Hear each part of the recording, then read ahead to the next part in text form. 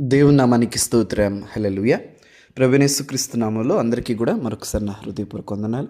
మొదటి తెస్సలోనికైయులకు రాసిన పత్రిక 5వ అధ్యాయం 18వ వచనం.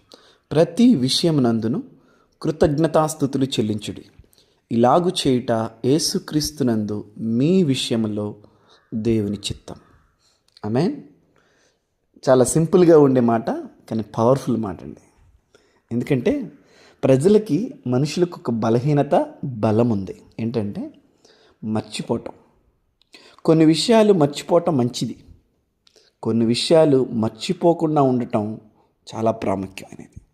ఏంటంటే ప్రజలు ఇతరులు మనల్ని దూషించినప్పుడు, ఇతరులు మనల్ని చెడ్డ మాటలు పలికినప్పుడు వాటిని మర్చిపోవటం మంచిది.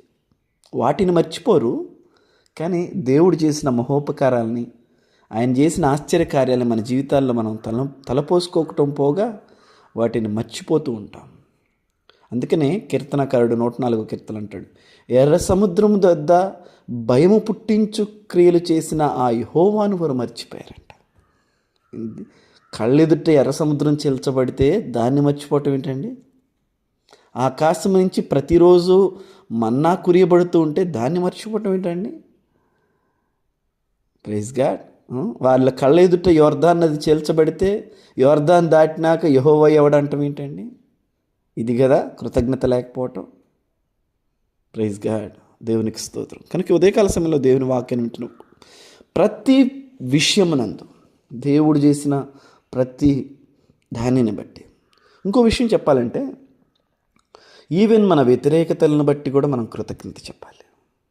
దేవుడు ఆయా పరిస్థితులను మన జీవితాల్లోకి అనుమతించి దేవుడు కొన్ని పాఠాలు మనకు నేర్పిస్తున్నాడు. కొన్ని వ్యతిరేకతలు మనల్ని పరీక్షిస్తూ ఉంటాడు, మనల్ని గమనిస్తూ ఉంటాడు, మన ఆత్మీయ స్థితిని ఆయన ఎరుగుతూ ఉంటాడు. ఎందుకంటే వ్యతిరేకమైన పరిస్థితుల్లో కృతజ్ఞతలు చెప్పేవారు చాలా ఆత్మీయంగా, ఉన్నతంగా ఉన్నారని అర్థం. Praise God. ఎందుకంటే యోబు వ్యతిరేకతని ఫేస్ చేస్తున్నాడు, అక్కడ కూడా స్తుతించటం వల్ల అంటే దేవుణ్ణి స్తుతించటానికి మన వ్యతిరేకతల ఆటంకం కాకూడదు. కొంతమందికి దేవుని స్తుతించటానికి సమృద్ధి ఆటంకం, కొంతమందికి దుఃఖము, వ్యతిరేకమైన పరిస్థితులు ఆటంకం అయితే ఆయన స్తుతించడానికి, మరికొంతమందికి సమృద్ధే ఆటంకం అయిపోయింది. కనుక ఉదయకాల సమయంలో వాక్యాన్ని వింటున్న మనందరం కూడా ఏ పరిస్థితి అయినా, సంతోషమందైనా, శ్రమల ఎందైనా, నా స్తుతి కీర్తనకు ఆధారము నీవే. అన్ని వేళలా ఆయన స్తుతించే వ్యక్తులుగా ఉన్నాం. ఇది దేవుని చిత్తం మన పట్ల. మీ విషయమై స్పెసిఫిక్గా చెప్తున్నాడు, సింగులర్ వర్డ్తో వాడుతున్నాడు. మీ విషయమై, అది దేవుని చిత్తం. ఆమేన్.